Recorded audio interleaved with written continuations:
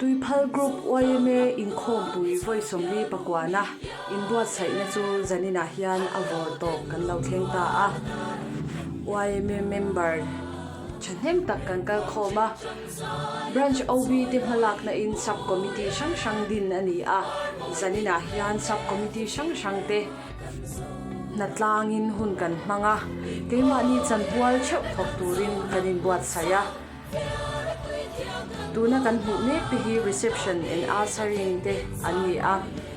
malak dan tur le ti dan tur te soi hawin hunan mangne ka anni hian naktu mi khwal hwa achangin anna an thok chandon ani tin chu mai ni lovin zanina hian sound lamboi puitu ten anna an thok mek boka sound te check felin hunan manga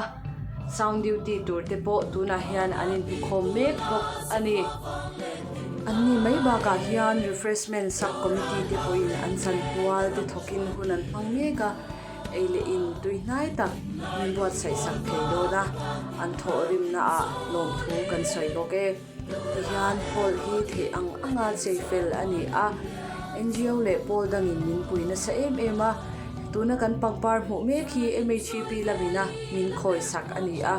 moi kan ti a kan lom hle ani tihan si terem fel ani a achunga hian atam the angber lengtura buat sai ani a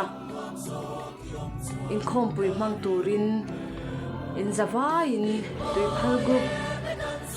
kwam chunga YMA member zong te local cheu turin kan sombok a cheu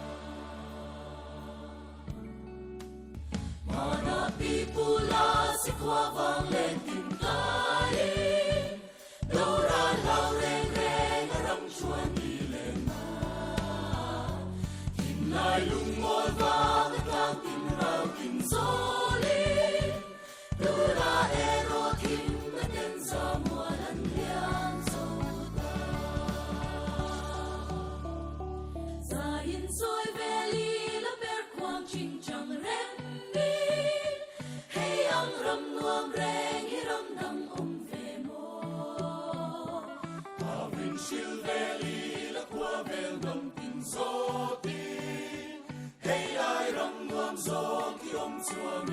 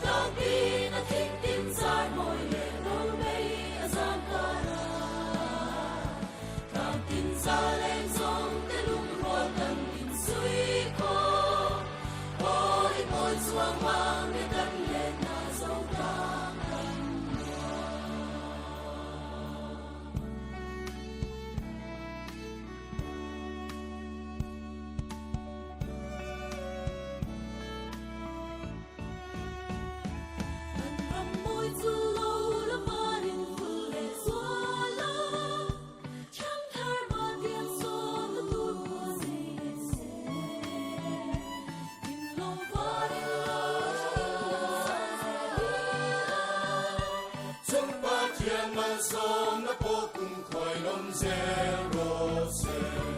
tim boye me kan zo ram mun sa phía đã tươi thiang kan do na tam tin na thik tin sai moi le lo nei a sang ka na tam tin sa lên zo